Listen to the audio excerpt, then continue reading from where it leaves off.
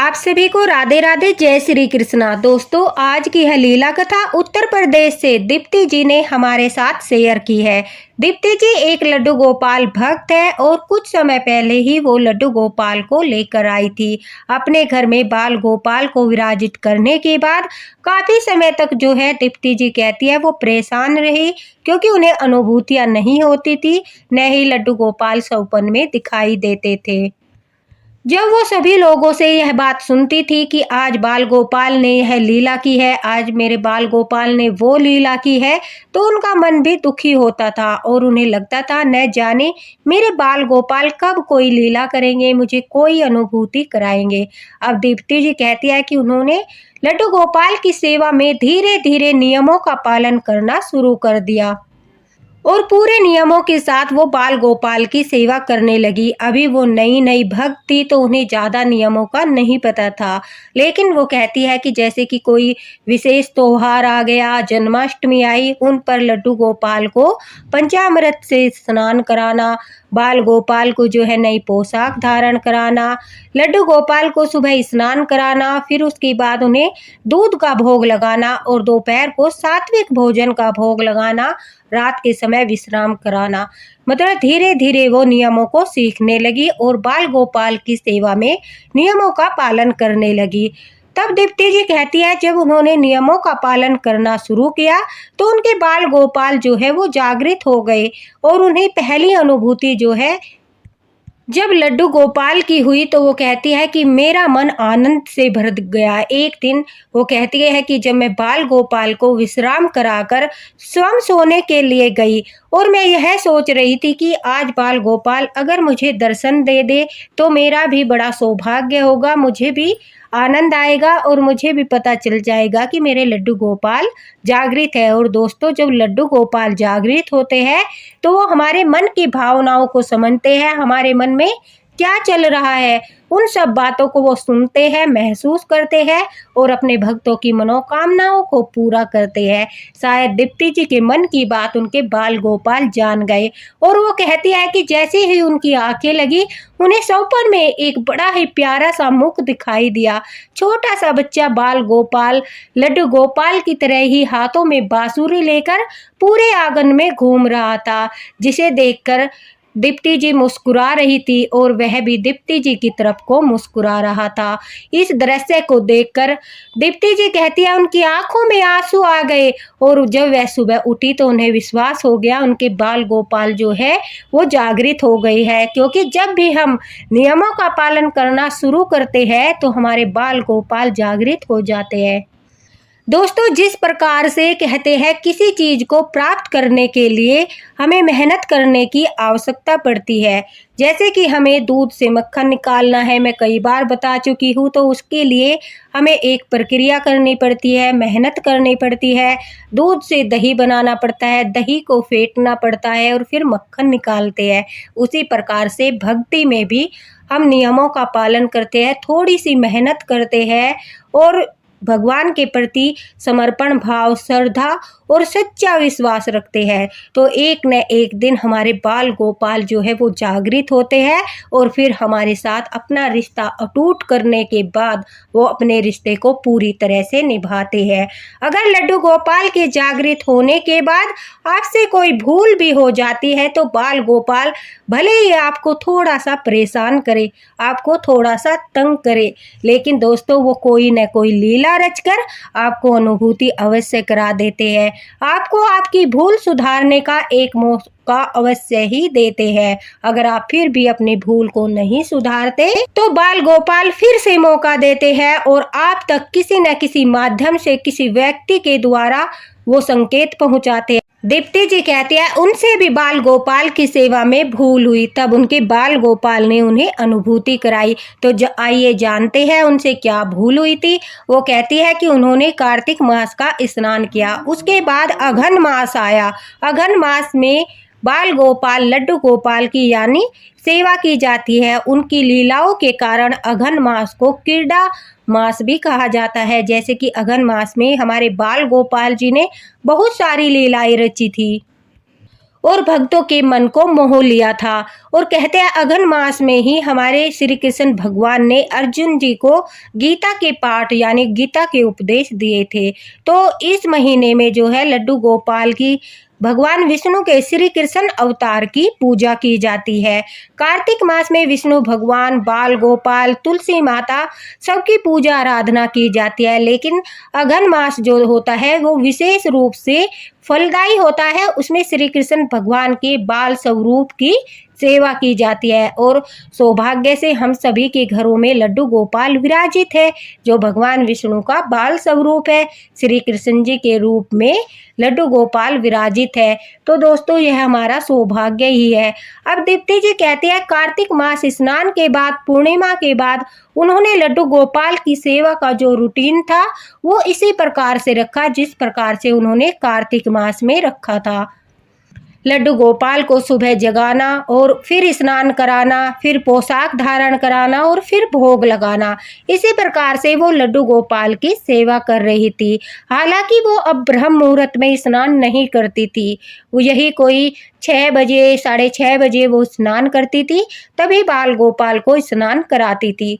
इसी प्रकार से सेवा कर रही थी। उन्होंने कोई भी चेंज नहीं किया, बस इतना चेंज किया कि वो ब्रह्म मुहूर्त में नहीं उठती थी। अब दोस्तों दीप्ति जी कहती है जब उन्हें लगातार 2-3 दिन हो गए लड्डू गोपाल को स्नान कराते हुए, भोग लगाते हुए, तो उन्हें सौपन में बाल गोपाल ने दर्शन दिए। और जब वह लड्डू गोपाल को रात के समय विश्राम कराकर अपने रूम में सोने के लिए गई, जो आंख लगी तो उन्हें सौपन में एक बच्चा दिखाई दिया जो ठंड के मारे बहुत ठिठुर रहा था और कप-कपी आवाज में बोल रहा था। लेकिन उन्हें समझ नहीं आ रहा था कि वह बच्चा क्या कह रहा है, क्या कहना चाहता है। दीप्ति जी को कुछ भी समझ नहीं आ रहा था। जैसे ही वो उस बच्चे के समीप जाने की कोशिश करती है, अचानक से वो बच्चा उनकी आंखों से ओझल हो जाता है और वह सोच में पड़ जाती है कि यह बच्चा कौन था जो मेरे समीप आते ही अचानक से गायब हो गया। अब दीप्ति जी की आंख खुलती है। वो कहते हैं कि मेरे पास में ही मेरा बेटा लेटा हुआ था। मैंने जब देखा कि उसके तन पर कोई कपड़ा नहीं था, मतलब रजाई नहीं थी, ब्लैंकेट नहीं था, तो उन्हें एकदम से ऐसा आया कि जैसे उनके बेटे को ठंड लग रही है। तो वो कहते हैं मैंने अचानक से जो हल्का सा ब्लैंकेट है वो अपने बेटे को उठाया और उठाकर उसे अपनी गोदी में लेकर सोने लगी। जैसे ही सोने की कोशिश करने लगी तो दीप्ति जी कहती है कि मेरे दिमाग में अचानक से आया कहीं वह बच्चा बाल गोपाल तो नहीं थे, मेरे लड्डू गोपाल तो नहीं थे, क्योंकि मैंने उन्हें बिना किसी ब्लैंकेट के ऐसे ही हल्की सी चादर में लिटा रखा है। कहीं लड्डू गोपाल को ठंड तो नहीं लग रही। अब दीप्ति जी कहती है जैसे ही वो यह सोचकर उठी और लड्डू गोपाल के रूम में गई जहां पर लड्डू गोपाल सोते थे और जाकर लड्डू गोपाल को देखने लगी, तो वह कहती है मुझे बड़ा ही आश्चर्य हुआ, क्योंकि जो हल्की सी चुन्नी मैंने लड्डू गोपाल को उड़ाकर रखी थी वो चुन्नी उनके ऊपर नहीं थी बल्कि उनकी बगल में पड़ी हुई थी, जबकि मैंने अच्छे से बाल गोपाल को उड़ाकर ढककर सुलाया था। अब दीप्ति जी कहती है मुझे तुरंत से आभास हुआ कि बाल गोपाल को भी ठंड लगती है और मुझे इन्हें मोटा सा कपड़ा उड़ाना चाहिए, जो है ब्लैंकेट उड़ाना चाहिए। अब ठंड होने लगी है। और यह पहली अनुभूति थी जब दीप्ति जी को हुई। उन्होंने रात को ही लड्डू गोपाल के लिए उनका ब्लैंकेट निकाला और प्यार से उन्हें उठाकर सुला दिया। तो दोस्तों इस प्रकार से उन्हें अनुभूति हुई कि रात के समय अब ठंड होने लगी है, बाल गोपाल को जो है हल्के कपड़ों में नहीं सुलाना, उन्हें जो है थोड़े हैवी कपड़े पहनाना है। उसके बाद अच्छे से कपड़ा उठाकर उन्हें विश्राम कराना है ताकि हमारे बाल गोपाल को ठंड न लगे। इसी प्रकार से जब सुबह के समय दीप्ति जी कहती है कि वो नहाने के लिए अपना पानी गर्म करने लगी, तो फिर से उनकी आंखों के सामने वो ठिठुरता हुआ बच्चा आने लगा। बार बार आंखों के सामने वो सौपन घूमने लगा। तभी उनके दिमाग में आया कहीं बाल गोपाल को भी तो ठंड नहीं लगती। तो उन्होंने लड्डू गोपाल को भी जो है पानी गर्म करके, हल्का सा गुनगुना पानी करके ही जो है स्नान कराया, क्योंकि स्वयं भी अब वो गर्म पानी से स्नान करती थी। इस प्रकार से वो कहती है उन्हें दूसरी अनुभूति हुई, क्योंकि उन्हें किसी ने नहीं बताया था कि किस प्रकार से रूटीन चेंज करना है, किस प्रकार से लड्डू गोपाल की सेवा जो है वो बिल्कुल बदल जाएगी अघन मास से। सिर्फ लड्डू गोपाल ही गुरु बनकर देखो किस प्रकार से उनका मार्गदर्शन कर रहे थे। उनके दिमाग में जो बातें आ रही थी, जो सौपन दिखाई दे रहा था, वो कोई और नहीं बल्कि लड्डू गोपाल लीला कर रहे थे। अब वो कहती है कि जैसे ही उन्होंने लड्डू गोपाल को भोग लगाने के लिए दूध का गिलास उनकी तरफ बढ़ाया, तो अचानक से फिर से उन्हें ऐसा लगा लड्डू गोपाल को जो है अब ठंडा दूध नहीं, गरम गरम दूध पिलाना चाहिए। और जैसे वो अपने बेटे को देती है, उसी प्रकार से उस दूध में कुछ बादाम या केसर डालकर बाल गोपाल को भोग लगाना चाहिए। अचानक से वो पूजा से उठ गई और रसोई में जाकर वो कहती है कि मैं बादाम लेकर आई, और लड्डू गोपाल को गरम दूध का भोग बादाम के साथ लगाया। ये उनका तीसरा अनुभव था। अब उन्हें लड्डू गोपाल गुरु बनकर मार्गदर्शन कर रहे थे, स्वयं ही उन्हें सेवा सिखा रहे थे, क्योंकि उन्होंने अभी अभी सेवा करना शुरू किया था। और जैसे कि लड्डू गोपाल अपने भक्तों का मार्गदर्शन करते ही है, इसी प्रकार से वो दीप्ति जी का भी मार्गदर्शन कर रहे थे। दोस्तों एक बात और बता दूं, अघन मास चल रहा है। अगर आप अघन मास में लड्डू गोपाल को यमुना के जल में, यदि आप यमुना जी पर नहीं जा सकते तो यमुना का जल घर लाकर अगर उससे लड्डू गोपाल को स्नान कराते हो तो आपको विशेष फल प्राप्त होता है। साथ ही अघन मास में अगर हम लड्डू गोपाल को दूध से स्नान कराते हैं, कच्चे दूध से स्नान कराते हैं, अगर आपके पास शंख है, शंख में डालकर आप कच्चे दूध से स्नान करा सकते हो, तो वो बहुत फलदायी होता है। इतना फलदायी होता है कि स्वयं ही आपको उसके चमत्कार देखने को मिल जाएंगे। अगर शंख नहीं है तो सिर्फ जो है कच्चे दूध में तुलसी पत्ते डालकर आप लड्डू गोपाल को अगर कच्चे दूध से स्नान कराते हो और फिर खीर का भोग लगाते हो, तो सच मानो बाल गोपाल इतने प्रसन्न होते हैं, इतने प्रसन्न होते हैं कि आप उनसे जब वो प्रसन्न हो जाएंगे, कुछ भी मन की इच्छा मांग लीजिए, वो अवश्य ही पूरा करते हैं। तो अघन मास में लड्डू गोपाल को कच्चे दूध से कभी कभी आप स्नान करा दीजिए, और फिर जो स्नान का जो वो दूध है उससे आप चाय बना सकते हो। अगर अधिक मात्रा में दूध है उससे आप खीर बनाकर प्रसाद बना सकते हो। आप अपने बच्चे को गर्म करके वो दूध पिला सकते हो, प्रसाद के रूप में स्वयं भी पी सकते हो। वो दूध जो होता है वो हमारे बाल गोपाल का चरणों का अमृत होता है, और वो इतना फलदायी होता है। कहते हैं कि हमारे शरीर में कितना भी भयानक कुष्ठ रोग क्यों ना हो, प्रभु के आशीर्वाद के, उनके चरणा अमृत के आशीर्वाद से उसमें हमें बहुत ही सुधार नजर आता है। मैं ये नहीं कह रही हूँ कि हमें दवाइयों की आवश्यकता नहीं है, औषधि की आवश्यकता नहीं है, लेकिन बाल गोपाल का जो चरणामृत होता है दोस्तों, वो किसी औषधि से कम नहीं होता। वो एक चमत्कारी चरण स्पर्श करा हुआ अमृत होता है, जो भगवान का आशीर्वाद होता है, जो हम ग्रहण करते हैं तो उस आशीर्वाद से हमारे जो शरीर के कष्ट है वो भी मिट जाते हैं। हमारे ऊपर जो ग्रह दिशाएं चल रही है, जो हमारे ऊपर संकट मंडरा रहे हैं, कहते हैं उसे धारण करने से हमारे चारों तरफ एक कवच बनता है, जिससे प्रभु हमारी रक्षा करते हैं, क्योंकि हमने उनका अमृत ग्रहण किया है, उनके चरणों का अमृत ग्रहण किया है, तो वो हमारी रक्षा करते हैं। इसलिए लड्डू गोपाल के स्नान जल को भी कभी फेंकते नहीं है, प्रसाद के रूप में थोड़ा बहुत अवश्य ही पीते हैं। अगर नहीं पीते तो फिर उसे विसर्जित करते हैं, इधर उधर नहीं फेंकते। अब दीप्ति जी का इतना अच्छा मार्गदर्शन स्वयं ही लड्डू गोपाल कर रहे थे, फिर आप कैसे कह सकते हो कि हमारे बाल गोपाल अनुभूति नहीं कराते।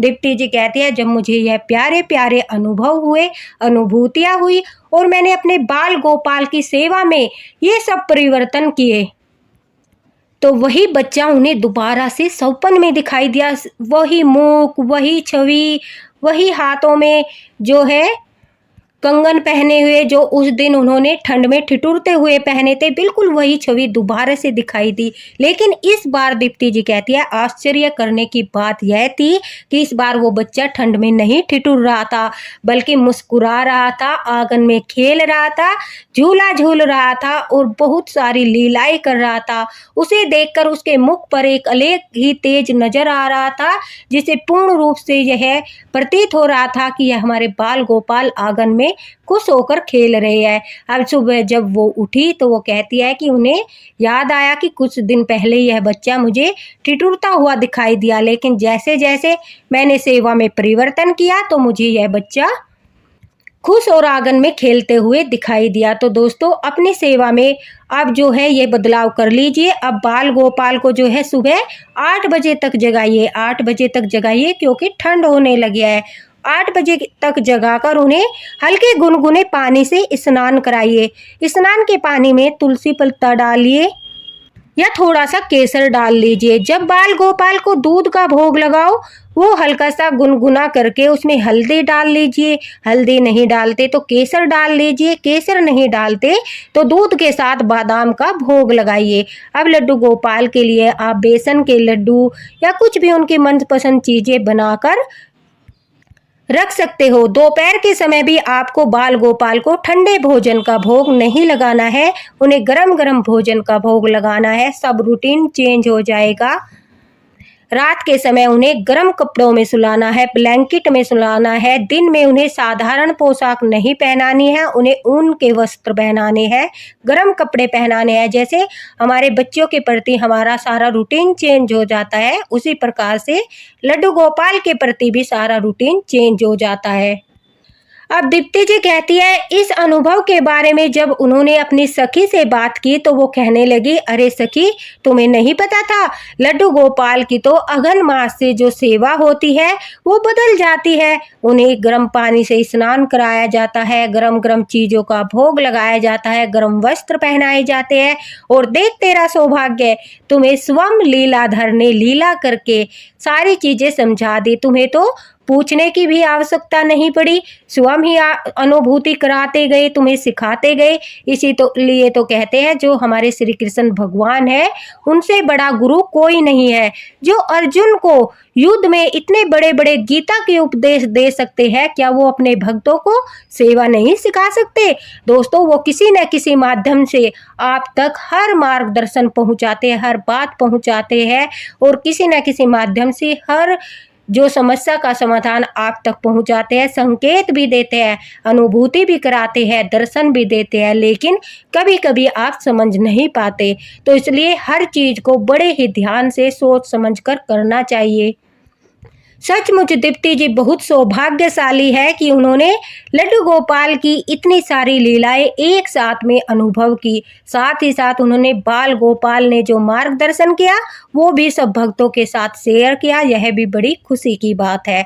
दोस्तों वीडियो को ज़्यादा से ज़्यादा शेयर कर देना ताकि जो लड्डू गोपाल भक्त अब तक रूटीन चेंज नहीं कर पाए, जो लड्डू गोपाल भक्त अब तक लड्डू गोपाल की सेवा उसी प्रकार से कर रहे हैं जैसे पहले कर रहे थे, वो उसमें चेंज कर ले, क्योंकि स्वयं लड्डू गोपाल ने आप तक यह वीडियो पहुंचाया है। और अगर आप इस मास में दूध से स्नान कराओगे, शंख से स्नान कराओगे तो आपको विशेष फल प्राप्त होगा। तो अवश्य ही आप किसी भी दिन पूरे महीने में जब जब आपको उचित लगे, आपकी सामर्थ्य हो, लड्डू गोपाल को दूध से स्नान अवश्य ही कराए, उन्हें खीर का भोग अवश्य ही लगाए। दोस्तों अगर वीडियो अच्छा लगा हो तो प्लीज़ इसे लाइक कर देना।